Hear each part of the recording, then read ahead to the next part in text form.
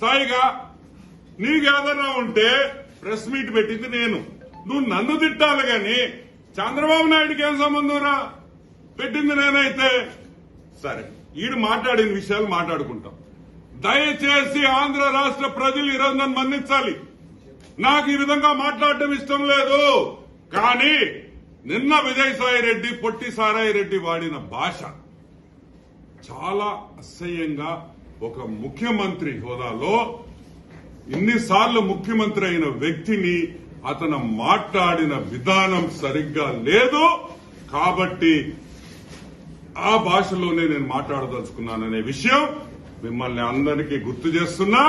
నేను క్షమాపణ కూడా అడుగుతున్నా. క్యాస్ట్ బడీస్ అన్నాడు అంటే ఏంది? కులం బంధువులు. క్యాస్ట్ బడీస్ అంటే కులం బంధువులు. ఒరే, నీకన్నా కులం లేనోడివి నువ్వు ఒక రెడ్డివే కాదు, నీ ముఖ్యమంత్రి ఒక రెడ్డి కాదని అందరూ చెప్తుంటారు, నాకైతే తెలియదు. కానీ నేను అడుగుతున్నా, ఒరే మీ పులివెందలోళ్లు,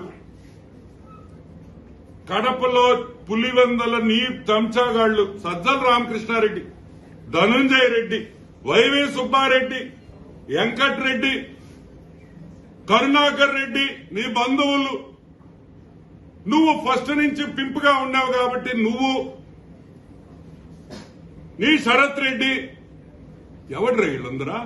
నువ్వేమన్నా రెడ్డి కులంకి న్యాయం చేసావా మిగతా వాళ్ళకి? నువ్వు కులం గురించి మాట్లాడతావు దరిద్రుడా. నువ్వేం చేశావు రెడ్లకి? ఈ 5 సంవత్సరాల్లో రెడ్డి కులస్తుల్ని సంకనాకిచ్చింది ఎవరన్నా ఉంటే అది జగన్మోహన్ రెడ్డి అని కూడా గుర్తుపెట్టుకోవాలి మీరు. ఈరోజు మాలాంటి వాళ్ళం బయటకు వచ్చామంటే దానికే గుర్తుపెట్టుకోండి. ఏరా చంద్రబాబు నాయుడికి సనైల్ అయిపోయాడంటే ఇది ఇంగ్లీష్ మాట్లాడేస్తున్నాడు ఎప్పుడు. క్యాస్ట్ బెడీస్, సెనైల్.